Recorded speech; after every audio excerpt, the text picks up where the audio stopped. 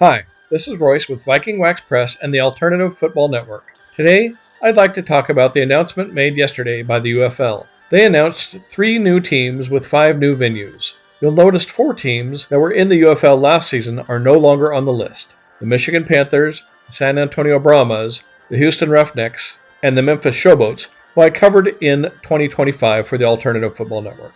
3 of those teams, the Panthers, Brahmas, and Showboats, will be relocated to Columbus, Louisville, and Orlando, though we haven't heard yet which team lands where. The Roughnecks stay in Houston, but change brands and venue. The logo the UFL used in 2024 and 2025 is changing too. They didn't say anything about this new logo, but it is indeed new. What the announcements yesterday truly reveal is that Mark Ripoli, who joined the UFL ownership group this summer to take over the marketing aspects, has officially placed his stamp on the league in the form of a mass makeover. Back in July, the UFL announced that Columbus, Ohio would be getting a relocated team. They announced that team will be the Aviators. They went with this red, white, and blue logo with a propeller as the cross in the A winged C, and the rest of the A in red. I came across these AI concepts by Ray McDuffie on X and thought he did a great job with them. But I'll reserve my critique of these new logos for a future video. The Aviators will be playing in historic Crew Stadium, which has a 20,000 seat capacity. Ripoli has said on numerous occasions that this is the size of the stadium he envisions for the league going forward. In an interview on ESPN's Unsportsmanlike show, he said, "Putting the market plus the stadium together, focused on a fan-friendly experience, is going to be real special because the quality of football is there. We got to focus on the local markets and the fan experience."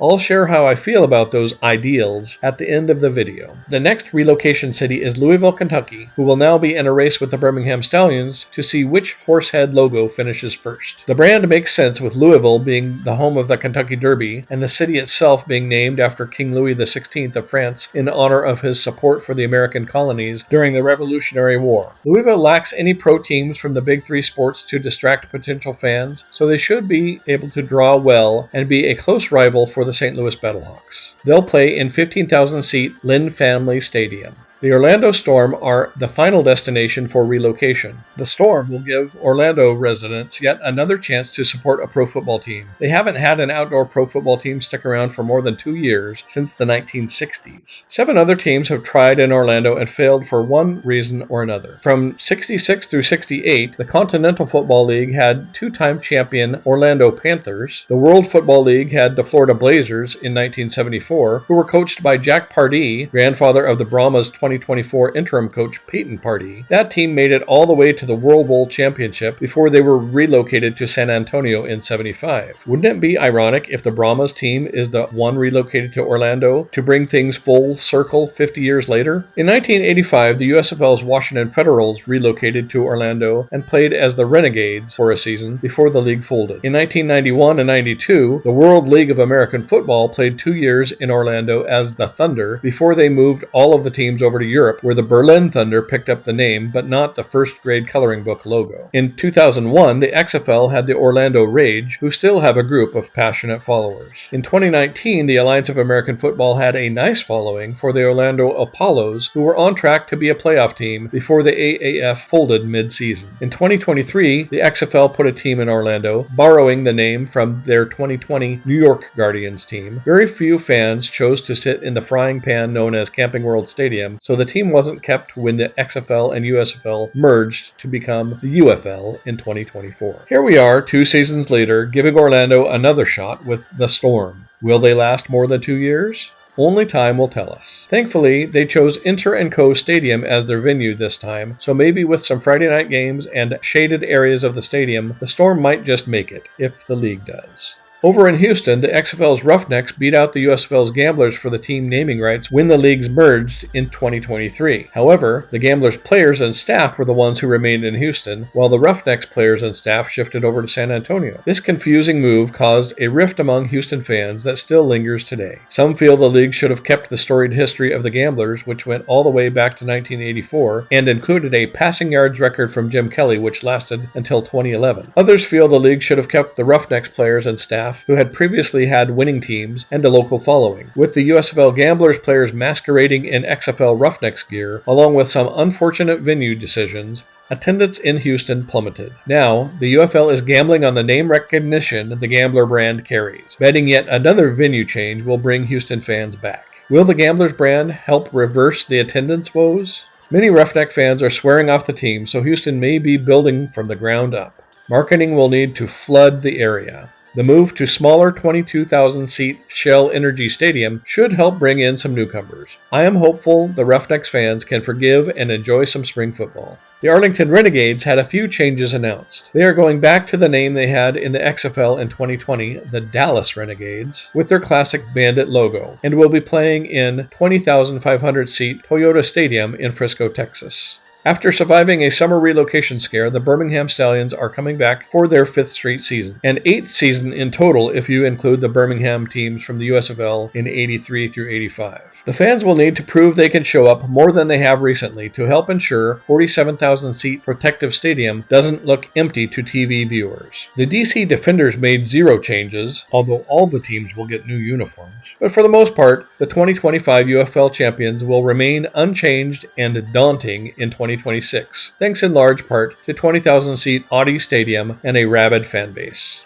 The St. Louis Battlehawks are also staying completely intact and will likely lead spring pro football in attendance for the 4th consecutive year, playing to the insanely passionate fans in the Dome at America's Center in St. Louis. They average almost 32,000 in a venue that can seat up to 67,000. The last announcement was that the UFL will drop the USFL and XFL conferences and become a single conference league with the top 4 records making the playoffs. That brings me to opinion time. Dropping the conferences to ensure the best 4 teams make the playoffs is a good move. Choosing Columbus and Louisville as cities to move to are great moves. Choosing Inter & Co Stadium in Orlando instead of Camping World Stadium was a smart move and should help Orlando be successful. I actually love the idea of the Gamblers brand coming back, but the fan base in Houston is not vested in that brand. I would have preferred to see the UFL work harder to keep the Panthers or Brahmas in place. The decision to keep Houston over those 2 markets is a big miss. Reverting Arlington back to Dallas and moving venues from Choctaw Stadium to Frisco Stadium are good moves. Keeping the 3-time champion Birmingham Stallions was a good move, with the caveat that the fans in Birmingham have to do a better job at showing up for games. Birmingham fans, you have the most consistent team out there. You better recognize keeping DC and St. Louis intact was a no-brainer. Glad they played that wisely. I'll hold long-term vision and direction until the very end. Losing the Michigan Panthers to me was the biggest mistake of all the changes that happened. This is the team which, if you look at the complete legacy of this league, won the very first championship back in 1983 and gave us great players like Anthony Carter and Bobby Hebert. When they came back in 2022, I was totally stoked. The unique color scheme and phenomenal helmet design deserved to stick around for another 4 more decades. Huge loss for Panthers fans like my friends at the World of Football and My Panther Pride. Massive disappointment. Another huge disappointment, and the most shocking news from the recent announcements, was the loss of the San Antonio Brahmas. They may not have the history the Panthers carry, but the fans equal the passion. When you have a die-hard fan base like that, you do what you can to keep them. Period. Bad move leaving San Antonio. I don't care if you had scheduling issues, figure them out. Work out deals for other venues if the Alamo Dome isn't available. Do some one-offs here and there. Do whatever it takes. This decision was maddening. Leaving Memphis was a good move, and this is coming from a guy who spent countless hours this past season covering the Memphis Showboats. I don't even know which team I will be focusing on next season. My future is completely ambiguous, yet I can still see the wisdom in moving my team away from the city where only 2,000 fans gave a crap. While I hate losing the Showboats and the historical connection to players like Reggie White and Greg Moser, I get it. The league is better off without Memphis. Now, what about the concept of putting the market plus the stadium together and focusing on a fan-friendly experience like Mr. Rapoli had mentioned? That's the new direction of the league and the reason for all the changes. In theory, I can't argue with the idea. Do I agree with the way some of this was rolled out? I do not. I hate what happened in Michigan and San Antonio. But if I look at all of the pluses versus the minuses, I can't help but see the potential outweighing disappointment. Mark Rapoli is obviously not afraid to shake things up to meet his vision, and his track record of success tells me he's good at branding. As a fan with no say, all I can do is trust and hope, and I see a lot here to hope for. I trust these changes will turn the league around for the better and even lead to future expansion. I'll sure miss these brands and the passionate fans that are left feeling cheated on, but what do you think? Do you like some of these moves? Which ones? Are you hopeful? Tell me what gives you hope. Do you harbor bitter hatred and seethe with venomous ire? Why? Use the comments section below to vent or hope, or do a little of both? Check out some of my other videos, like this recent one where I ranked the NFL's 2025 alternate helmets. Subscribe to my channel and follow my page, Viking Wax Press, on Facebook and X. Thanks for watching. This is Royce with Viking Wax Press and the Alternative Football Network. God is good, y'all. Take care.